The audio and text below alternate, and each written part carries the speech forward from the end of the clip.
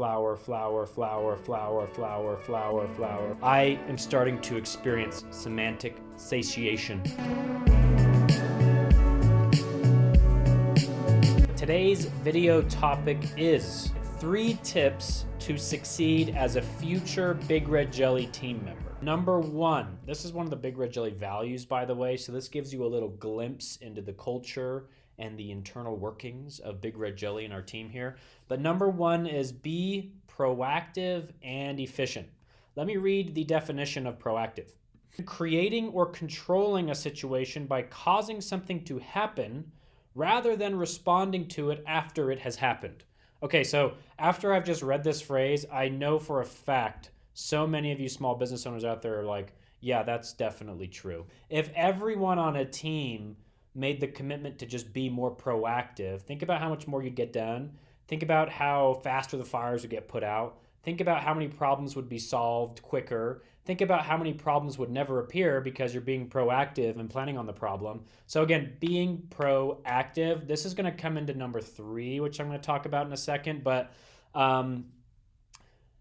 there's always opportunity to be more proactive than what you would think, right? So a lot of times we have team meetings. A lot of times there are action items that are discussed and you'll see that someone's not taking notes. Or you might look at someone and say, hey, I really need you to do this by 4:00 p.m. today. They look at you, they give you that blank stare, they nod, they say, yeah, got it. And you're like, are you sure you got it though, right? Are they being proactive, right? Instead of reactive. I think that's just a big difference between 2 classes of people, to be honest with you. There's always going to be the reactive type. They're checking the boxes that are already there. They're responding to situations. They're answering emails that are coming into their inbox, and that's good. We need that. But the next step is being proactive. Okay, now the next part 2 of number 1 was be proactive and efficient. Let me read the definition of efficient. Achieving maximum productivity with minimum wasted effort or expense. Okay, so again, all you small business or big business owners out there, imagine if all your team members were both proactive and efficient. The reason why I say efficient is because at the end of the day, if you're an efficient team member, if you're an efficient professional, if you're someone who's looking for a job and you can prove in an interview that you are efficient, or in an internship that you are efficient, you get the job done, you get it done correctly, and you get it done quickly and efficiently with minimal wasted effort, both on your time and the rest of the team, right? If there's less friction, then you are improving or increasing the bottom line for that business. That's just the end goal. Be proactive, be efficient. Those are 2 great adjectives maybe in your next one-to-one with a team member, to say, hey, how efficient or proactive do you think you've been this past quarter? Can you give me some examples of when you were proactive, when you were efficient? What do those words mean to you? Great questions to ask. Okay, number 2. This one's kind of vague, but I like the way that it's worded. Get good at something. And I know that's poor English, but I like it. Get good at something. I think it's becoming more and more apparent that in order for you to get an effective job or be able to participate efficiently and proactively in a serious business, you've got to be good at something. That means a technical skill, right? So you've got to be able to, if you're in the construction, you've got to be able to build that thing, that widget. You got to be able to make that cabinet if you're going into a cabinetry business.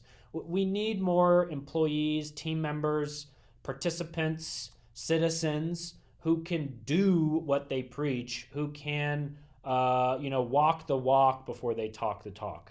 There are several awesome examples that I could use here at Big Red Jelly of team members who were doing a certain thing for years, and we pivoted their role or responsibility slightly, and they picked it up like that. And we saw the passion align with that skill, and they enjoyed learning about it, and it just took them to a whole other level. So I am convinced that old dogs can learn new tricks, and you have to be good at something. Notice I'm not saying great.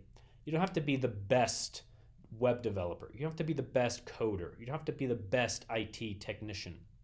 But you have to be good at it, and you have to have a solid fundamental understanding of that thing. And I think even if you are in a maybe higher leadership position, I challenge you to make that part of your weekly, monthly, quarterly learning process, is to go back to the basics and see what's happening.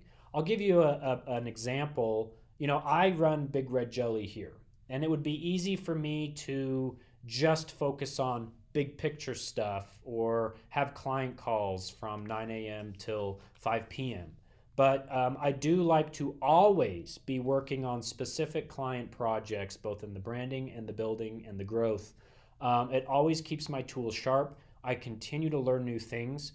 And especially in our industry where things are changing all the time, I have to be on my toes and learning what the latest plugins are, what the latest software is, what the latest updates are, the latest design trends. Now, how I apply this to incoming Big Red Jelly team members, let's think about the resume, right? There's a couple things that will instantly jump out at me. Is it important that you got a degree? Yes, to a certain extent for me. That might help get an interview, sure. I'm not the type of guy that's like drop out of school, but I'm also not the type of guy where that's the end all be all, right? I do think it has its place. But at the top of your resume, and again, this is specific to Big Red Jelly, this is specific to how I make hires and look at interviewees. If they had at the top of their resume that they were Google Analytics certified, that they were HubSpot inbound marketing certified, that they'd gone through and completed the Facebook Blueprint ads online courses, or whatever the heck they call it, the academy. If they went to a boot camp like Dev Mountain, for example, shout out Dev Mountain. If they put that at the top of their resume, that's an instant qualification for me. That's almost going to guarantee a video interview, unless something else in the resume like just removes that, like as a -1. That's going to tell me some very important things about these people. Those are real platforms that are used every day, that are super important in our industry. And for you to say that you're certified in that, it means that you know how to use it, at least the fundamentals. That's a huge, huge, huge bonus. And there's tons of great, affordable boot camps out there. Obviously, like there's a big movement to kind of get back into trade schools. I think that's phenomenal. But then great certifications, again, that are free. The HubSpot certification is free. Google Analytics is free. The Facebook ads one is free. All right, so that's number 2. Go the extra mile, be proactive, and get good at something. In fact, I was listening to a podcast the other day. Shout out the All In Pod. It was Chamath who said something very interesting, which is that coding and software development will become the new blue collar job, right? That will be the new engineering job, the construction and development job, and it makes total sense, right? So we need to wipe away these misconceptions that that's a certain type of job. It's something that requires learning, it requires skill, it requires dedication and time more than anything, and just like anything else, right? So very, very interesting. All right, moving on to number 3. Avoid semantic satiation. Semantic satiation is a psychological phenomenon in which repetition causes a word or phrase to temporarily lose meaning for the listener. Okay, you're already thinking, yes, I've experienced this. Who then perceives the speech as repeated meaningless sounds. Extended inspection or analysis, staring at the word or phrase for a lengthy period of time in place of repetition, also produces the same effect. So let me read this for those of you who haven't maybe experienced this. All right. Okay, if a printed word is looked at steadily for some little time, it will be found to take on a curiously strange and foreign aspect.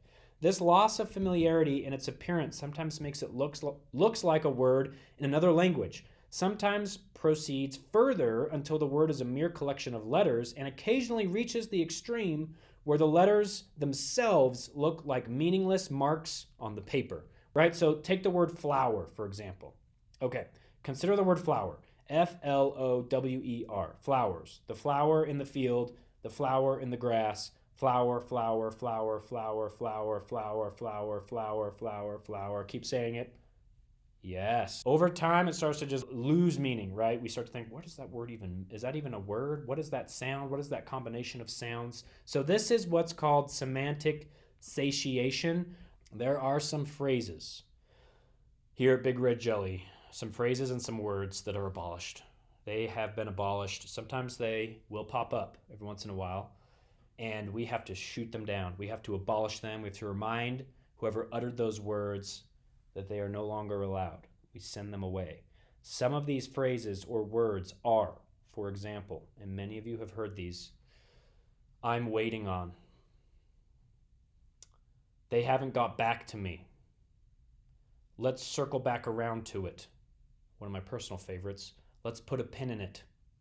Let's table this.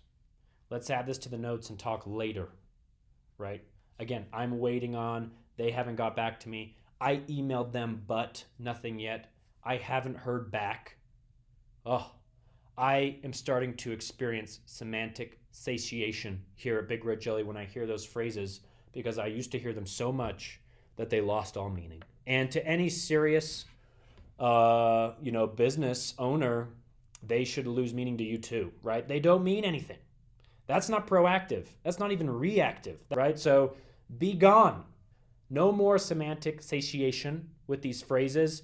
And I think that this little small principle, even though it's just some vocabulary, can be expounded. It can be applied to other areas. Don't just do things because that's the status quo. So, to 3 in review, be proactive and efficient, get good at something, and avoid semantic satiation. Don't be putting pins into anything for the rest of your professional lives. That's my challenge to you. Thank you guys for joining me. Join us next week and give us a follow on social media. Big Red Jelly. Thank you.